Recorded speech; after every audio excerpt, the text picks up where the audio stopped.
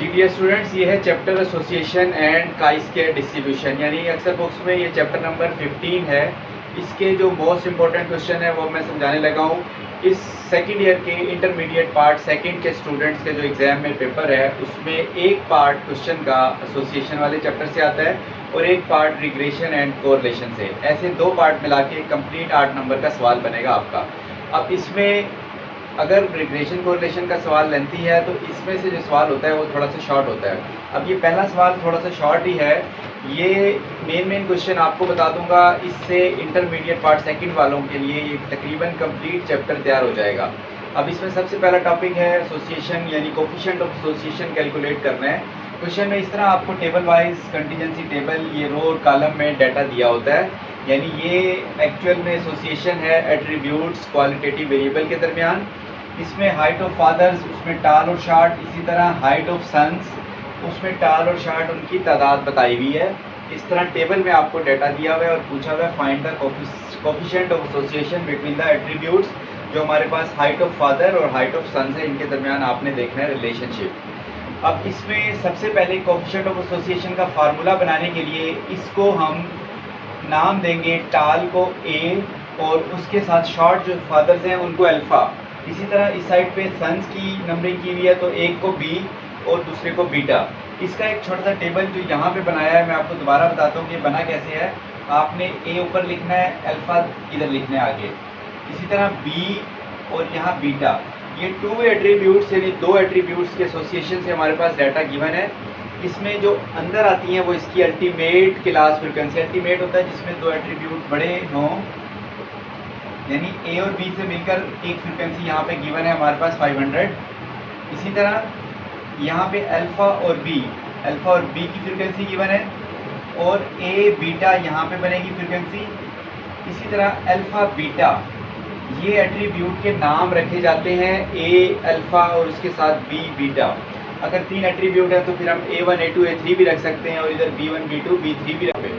अब ये जो टेबल बनाया है मैंने यहाँ पे ए अल्फ़ा और बी बीटा का, ये कोफिशिएंट ऑफ एसोसिएशन के फार्मूले के लिए बनाया है कि कोफिशिएंट ऑफ एसोसिएशन का फार्मूला बनता कैसे है। पहले आप ऐसे टेबल बना लें, उसमें ए के साथ बी का पेयर और ए के साथ बीटा का यहाँ पे आ जाएगा, फिर अल्फ़ा के साथ बी और अल्फ़ा के साथ बीटा, ये अल्फ़ा के साथ बीटा का पेयर आ गया। अब फार्मूला बनाने के लिए हमने क्या करना है, ऐसे cross multiply a b multiply by alpha beta. ये देखें, इसको यहाँ पे लिखा a b multiply by alpha beta और माइनस आपने फिर a beta multiply by alpha b, यानी इसको और इसको मल्टीप्लाई करके यहाँ लिखना है और इन दोनों को मल्टीप्लाई करके यहाँ। ये बिल्कुल आसान सा फार्मूला है कोफिशिएंट ऑफ एसोसिएशन एट्रीब्यूट के दरमियान रिलेशनशिप को चेक करने के लिए। और डिवाइडेड बाय, यही सारी टर्म आपने डिवाइड में लिखनी है लेकिन वहाँ पे लिखना है प्लस। ये अब इसमें वैल्यूज़ आप इजीली पुट कर सकते हैं। ए बी की वैल्यू 500 है, अल्फ़ा बीटा की वैल्यू हमारे पास 400 है। इन दोनों को मल्टीप्लाई करेंगे तो हमारा रिजल्ट आएगा। और इसी तरह ए बीटा की वैल्यू आपने यहाँ से लिख लेनी है और अल्फ़ा बी की वैल्यू 100। ये दोनों वैल्यूज ऊपर माइनस हो रही हैं और यही दोनों टर्म नीचे प्लस हो रही हैं। इनको मैंने कैलकुलेट करके इसके डायरेक्ट आंसर लिख दिए हैं यहाँ पे। इन्हें डिवाइड करेंगे तो 0.906, यानी कोफिशिएंट ऑफ एसोसिएशन हमारे पास 0.906 या 5 है। अब ये किस चीज़ को जाहिर करता है कि हमारे पास जो फादर्स और सन्स के दरमियान रिलेशनशिप है ये स्ट्रॉन्ग पॉजिटिव एसोसिएशन है इनके दरमियान, क्योंकि +1 की तरफ आंसर आ रहा है। इसका भी कोरिलेशन की तरह वही रूल है कि अगर पॉजिटिव साइड पे 1 के करीब होगा तो पॉजिटिव एसोसिएशन, अगर माइनस में चला गया तो नेगेटिव, और अगर 0 आ गया तो एट्रीब्यूट्स क्या होंगे, इंडिपेंडेंट होंगे। ये फर्स्ट क्वेश्चन है। अब मैं सेकेंड क्वेश्चन, अच्छा ये स्टूडेंट्स दूसरा क्वेश्चन चैप्टर एसोसिएशन का, इसमें स्फेयरमैन रैंक कोरिलेशन कैलकुलेट करना है। यानी इससे पहले एक क्वेश्चन मैंने बताया आपको जिसमें हमने कोफिशिएंट ऑफ एसोसिएशन और एक टॉपिक होता है स्फेयरमैन रैंक कोरिलेशन और इसके बाद एक है काई स्क्वायर टेस्ट। अब रैंक कोरिलेशन कैलकुलेट करना है। इसमें क्वेश्चन में मेंशन होगा कि आप स्फेयरमैन रैंक कोरिलेशन कैलकुलेट करें। इसमें हमारे पास दो वेरिएबल दिए होते हैं, एक एक्स और एक वाई। बास क्वेश्चन में ऐसा होता है कि रैंकिंग पहले से हुई होती है और वो सवाल की स्टेटमेंट में लिखा होता है कि दीज डेटाज वर रैंक, ये डाटा जो है रैंकिंग हो चुका है, अब आप इसका रैंक कोरिलेशन निकालें। तो उस सवाल में आपने सिर्फ rank of X minus rank of Y यानी डी का कॉलम बनाना है, उसके बाद डी स्क्वायर बनाना है। अब ये डी है क्या चीज़, उसके लिए सबसे पहले आप रैंक कोरिलेशन का फार्मूला देखें। ये है R S is equal to 1 minus 6 summation D square over N into N square minus 1। यहाँ है रैंक कोरिलेशन का फार्मूला। इसमें डी जो है हमें कैलकुलेट करना है वो है rank of X minus Y. इसको मैं शॉर्टकट लिख रहा हूँ, एक्स माइनस वाई, यानी जो एक्स का रैंक होगा उसको माइनस करना है वाई के रैंक से। अब ये जो सवाल है, जो इसमें हमें क्वेश्चन का डाटा इस टाइप का है कि उन्होंने रैंकिंग नहीं की हुई, मार्क्स दिए हुए हैं, वैल्यूज़ दी हुई हैं, इसमें हमने रैंकिंग खुद करनी है। अब रैंकिंग कैसे करनी है, ये क्वेश्चन में दो कॉलम आपको गिवन होंगे कि एक्स और वाई। पहले आपने एक्स की रैंकिंग करनी है। एक्स की रैंकिंग का तरीका क्या है कि इसमें जो सबसे मिनिमम वैल्यू है उसके सामने 1 लिख दिया हमने यहाँ पे, और फिर उससे जो बड़ी वैल्यू होगी उसके सामने 2, फिर इससे जो बड़ी वैल्यू यहाँ पे आ रही है इसके सामने 3, फिर इसी तरह आपने इसका ऑर्डर चेक करते जाना है। जो नेक्स्ट वैल्यू आएगी उसको नेक्स्ट नंबर असाइन कर देना है। यानी इससे नेक्स्ट नंबर ये आ रहा है तो इसकी रैंकिंग में 4 आएगी पोजीशन, और उसके बाद 5.6, इसके आगे 6 लिखेंगे। 5.9 जो है ये 7 पोजीशन पे आ रहा है तो रैंक इसका 7 बनेगा। यानी हमने छोटी रकम से स्टार्ट किया, उसको 1, फिर उससे बड़ी रकम को 2 और 3, इस तरह सो ऑन। अब ये जो रैंक है ये एक्स के रैंक हमने लगा दिए। अब बारी है वाई रैंक की। वाई रैंक ऑफ वाई लगाएंगे। रैंक ऑफ वाई में भी हमने वही देखना है कि सबसे जो मिनिमम वैल्यू है यानी कम से कम वैल्यू है यहाँ पे 108, इसके सामने रैंक ऑफ वाई जो बनेगा 1 आ जाएगा। फिर इससे जो नेक्स्ट वैल्यू होगी यानी इससे बड़ी रकम जो हमारी है वो 114 यानी 114, इसको मिलेगा 2 का रैंक। इसी तरह इससे जो बड़ी वैल्यू आ रही है वो 116, इसको मिला 3 का रैंक। अब इससे जो बड़ी वैल्यू है वो है 118, लेकिन 118 जो है वो 2 बार आ रहा है। यानी ये मार्क्स हो सकते हैं, एक स्टूडेंट ए के भी 118 मार्क्स हैं, एक स्टूडेंट बी जो है उसके भी 118 मार्क्स हैं। तो इसको रैंकिंग लगाने का तरीका ये है कि आपने इनको नंबरिंग करनी है उसी तरह। यानी ये जो 3 तक तो हो चुका था, अब 118 का समझे 4 रैंक बन रहा है और इस 118 का 5 बन रहा है। ये अभी हमने असाइन नहीं करना, ये हमने अपनी आसानी के लिए नंबरिंग किया है कि इसको 4 और 5 नंबर देने के बाद इनकी जो एवरेज बनेगी 4 + 5 डिवाइडेड बाई 2 यानी 4.5, वो दोनों को वही रैंक असाइन कर देंगे पोजीशन के हिसाब से। यानी 4 और 5 पोजीशन इनकी थी तो उसको उसकी एवरेज लेकर यानी उन दोनों को प्लस करके 2 पे डिवाइड किया।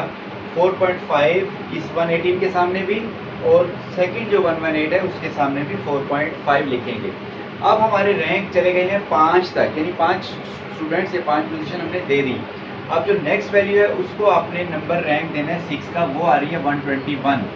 ये रैंक ऑफ वाई, इसको आपने 6 रखना है। इसी तरह 126 को हमने 7 लिखा हुआ है, और नेक्स्ट वैल्यू 132 के सामने 8 और 141 के सामने 9।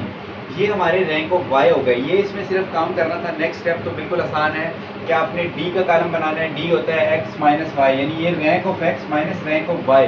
ये जो ओरिजिनल ऑब्जर्वेशन थी क्वेश्चन में गिवन एक्स और वाई, इन्हें माइनस नहीं करना, ये हमारे पास रैंक नहीं है, इनके हमने रैंक लगाए हैं। अब इनको माइनस करेंगे तो आप इन दोनों को माइनस करें। ये 3 - 7 -4, 4 - 6 -2, 7 - 3 4, ये कॉलम डी का कंप्लीट करेंगे। उसके बाद फार्मूले की रिक्वायरमेंट है कि डी स्क्वायर निकालें, हर वैल्यूज़ का स्क्वायर निकाल के फिर इसका टोटल निकालेंगे। ये हमारे पास आ रहा है 238.5। अब हमने फार्मूले में पुट कर देना है 238.5 को। यहाँ पे 6 फार्मूले में पहले से ही फिक्स है, वो आपने 6 इंटू 238.5, और नीचे याद रखें ये 1 एक अलग सेपरेट है इन दोनों से। n की जगह नंबर ऑफ वैल्यूज़ हमारे पास 9 आ रही थी, बाहर n है और अंदर n का स्क्वायर है, n² -1। ये आपने इसका स्क्वायर लेना है और -1 करना है, और ऊपर वालों को मल्टीप्लाई करना है। इसको इससे मल्टीप्लाई करके फिर डिवाइड करके लास्ट में आंसर बच रहा है 1.98। अब 1 में से जब ये माइनस होगा तो ये माइनस का 0.9875 आ रहा है। इसको राउंड करें तो ये 0.99 लेकिन माइनस का बच रहा है। तो इसका मतलब है कि वेरिएबल के दरमियान पोजीशन के हिसाब से बाद में जब रैंकिंग की तो वो नेगेटिव कोरिलेशन आ रहा है। अब एक लास्ट क्वेश्चन रहेगा। ये स्टूडेंट्स काई स्क्वायर डिस्ट्रीब्यूशन का ये थर्ड मेथड है, और थर्ड इम्पोर्टेंट क्वेश्चन भी आपसे कहेंगे कि ये उस चैप्टर का मोस्ट इम्पोर्टेंट टॉपिक है, test of independence by chi square method. अब क्वेश्चन में पूछा हुआ है कि test the association between the 2 attributes A and B using alpha = 0.05। अब अल्फा की वैल्यू की वजह से और टेस्ट ऑफ एसोसिएशन की वजह से हमने इसमें काई स्क्वायर मेथड यूज़ करना है। अब काई स्क्वायर मेथड के याद रखें 6 स्टेप हैं। 6 स्टेप आपने याद रखने हैं, उसके बगैर आपको नंबर कंप्लीट नहीं मिलेंगे। इसमें सबसे पहले स्टेप में आप लिखते हैं नल हाइपोथेसिस। स्टेप का नाम भी याद रखना है, नल हाइपोथेसिस। नल हाइपोथेसिस और इसके साथ अल्टरनेटिव हाइपोथेसिस, यानी इब्तदाई तौर पे हमने मफरूज़ा कायम किया स्टेप 1 में कि द गिवन एट्रीब्यूट्स आर, यहाँ पे आपने लिखना है इसके आगे गिवन एट्रीब्यूट्स आर इंडिपेंडेंट, ये इंडिपेंडेंट आ जाएगा। और अल्टरनेटिव इसकी नोटेशन एच नॉट होती है, नल हाइपोथेसिस की नोटेशन लिखेंगे यहाँ पे एच नॉट, उसके बाद आप लिखेंगे the given attributes are independent. इसी तरह अल्टरनेटिव हाइपोथेसिस, यानी ये तो पूरा हाइपोथेसिस टेस्टिंग अलग से एक टॉपिक है, लेकिन यहाँ इस क्वेश्चन के हवाले से आपने एज इट इज इसको याद रखना है कि अल्टरनेटिव हाइपोथेसिस में आपने लिखना है द गिवन एट्रीब्यूट्स आर, इसकी अपोजिट बात कि जो आपके एट्रीब्यूट्स हैं, यहाँ पे हमारे एट्रीब्यूट्स को हमने इंडिपेंडेंट सपोज किया, तो यहाँ पे हम करेंगे डिपेंडेंट। ये शॉर्टकट लिख रहा हूँ यहाँ पे, ये हमारा स्टेप 1 होता है। जितने भी काई स्क्वायर टेस्ट के क्वेश्चन होंगे उसमें आपने हर सवाल में एज इट इज इसको याद करके लिख देना है गिवन एट्रीब्यूट्स जो क्वेश्चन में मेंशन है। उसके बाद सेकंड स्टेप हम लिखते हैं लेवल ऑफ सिग्निफिकेंस।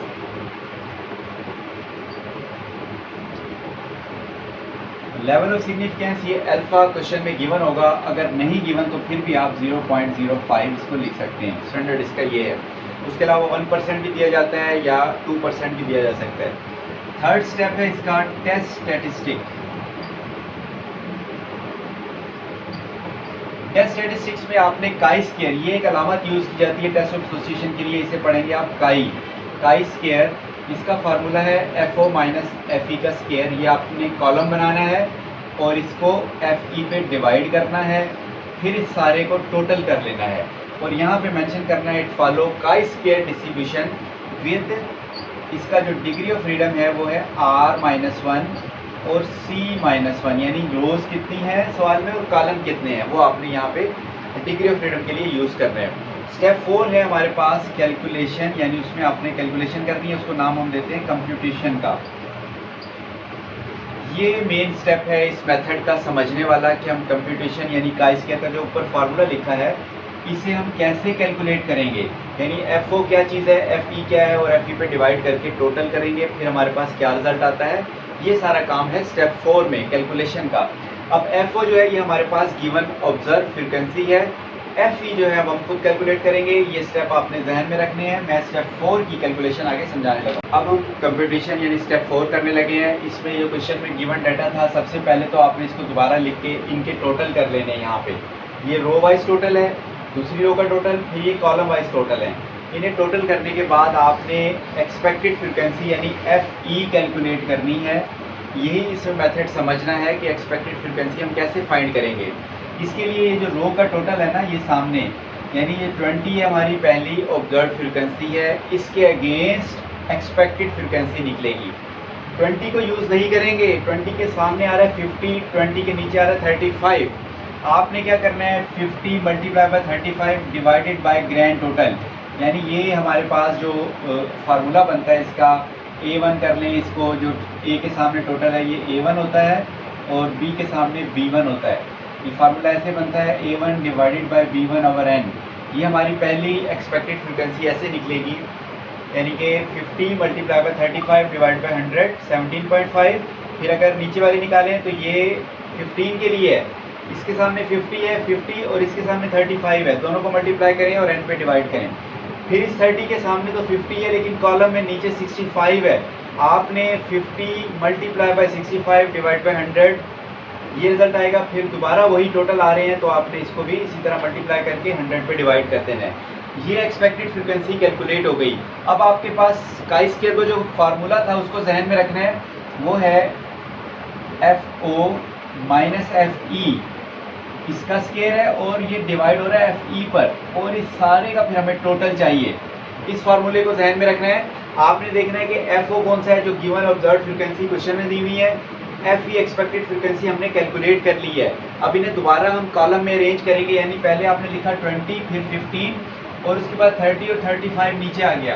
इसी तरह FE के कॉलम में आपने 17.5 नीचे ये, यानी जो तरतीब इसकी थी वही इसकी रेंज तरतीब रखनी है। इन दोनों को लिखा, फिर इन दोनों को नीचे लिख लिया 32.5 और 32.5।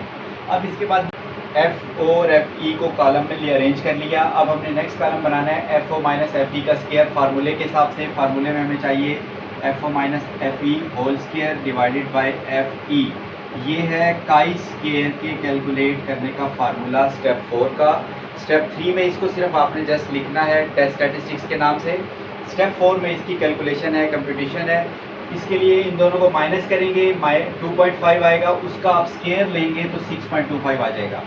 इसको इससे माइनस करेंगे, माइनस का 2.5 आएगा, उसका स्क्वायर लेंगे 6.25 आएगा। इसी तरह सेम नेक्स्ट भी आप माइनस करने के बाद स्क्वायर लेंगे तो ये आपके पास आंसर आ जाएंगे। ये F O minus F E whole square है। अब इसी आंसर को आपने एफ ई पे डिवाइड करना है, यानी 6.25 को 17.5 पे डिवाइड किया तो 0.36 आ गया।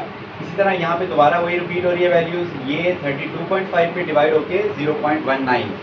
ये हमारा काई स्क्वायर का मेन कॉलम था, ये कंप्लीट हो चुका है। अब इस कॉलम को जब टोटल करेंगे तो ये काई स्क्वायर की कैलकुलेटेड वैल्यू हमारे पास 1.1 फाइंड हो जाएगी। अब इसके बाद स्टेप नंबर 5 है क्रिटिकल रीजन। क्रिटिकल रीजन जो है ये आपने स्टेप याद रखना है। क्रिटिकल रीजन को भी याद करके उसके बाद कंक्लूजन निकलेगा। इसमें आपने लिखना है chi square is greater than chi square alpha r-1 और c-1, यानी r का मतलब रोज कितनी थी सवाल में, c का मतलब कॉलम कितने थे। ये क्वेश्चन में रोज और कॉलम ज़्यादा हो सकते हैं, लेकिन मेथड आपका यही रहेगा। इसमें r की जगह 2 रोज हैं, कॉलम की जगह 2 कॉलम है, तो आपने 2-1 इनके जो आंसर आएंगे 1 बच रहे हैं यहाँ पे बाई चांस। और ये टेबल से आपने कीमत देखनी है। काई स्क्वायर का लास्ट में बुक में टेबल होता है, critical value of chi square लिखा होगा, उसमें ऊपर वाले कॉलम में अल्फा की वैल्यू होती है यानी 0.05। ऐसे आपने टेबल अगर चेक करना है तो 0.05। और इस साइड पे डी एफ लिखा होगा डिग्री ऑफ फ्रीडम, यानी 1 2 3। तो 1 के सामने 0.05 के नीचे आपको एक वैल्यू नज़र आएगी 3.841। ये हमारी है टेबल वैल्यू, और एक जो हमने कैलकुलेट की है वो है 1.1। अब इन दोनों का होगा कंपैरिजन। ये पॉइंट याद रखने वाला है, समझने वाला भी है कि अगर ये जो हमारी कैलकुलेटेड वैल्यू है ये टेबल वैल्यू से बढ़ जाती है तो इसका मतलब है हम लिखेंगे कि हमारा जो कैलकुलेटेड वैल्यू ये फॉल कर रही है क्रिटिकल रीजन में। अब ये वैल्यू इससे कम हो गई है, यानी जो कैलकुलेटेड वैल्यू है इस वैल्यू से कम हो रही है, तो इसका मतलब है ये एक्सेप्टेंस रीजन में जा रही है। तो इसको हम लिखेंगे सिंस अवर, यहाँ पे आपने लास्ट स्टेप है कंक्लूजन का स्टेप 6, इसमें लिखा जाएगा कि since our calculated value falls in the acceptance region so we accept H naught. H naught में हमने लिखा था कि एट्रीब्यूट्स आर इंडिपेंडेंट, तो इसका मतलब है कि there is no association between the attributes. तो ये स्टेप 6 है। इसको अगर शॉर्ट करना चाहते हैं, शॉर्ट तरीके से याद रखना चाहते हैं, तो आपने जस्ट इस वैल्यू को देखना है जो आपने कैलकुलेट की है टेबल के जरिए। वो अगर आपकी टेबल वैल्यू से बढ़ जाती है तो आपने लिखना है रिजेक्ट एच नॉट। अब क्योंकि यहाँ पे ये वैल्यू इससे कम है तो आप सिर्फ इतना भी लिख सकते हैं कि एक्सेप्ट एच नॉट, यानी एच नॉट में जो स्टेटमेंट है उसी को दोबारा रिपीट कर दें कि उसको आपने एक्सेप्ट कर लिया कि हमारे जो एट्रीब्यूट्स हैं उनमें कोई एसोसिएशन नहीं है, यानी कि वो है इंडिपेंडेंट। तो ये काई स्क्वायर के 3 मोस्ट इंपॉर्टेंट क्वेश्चन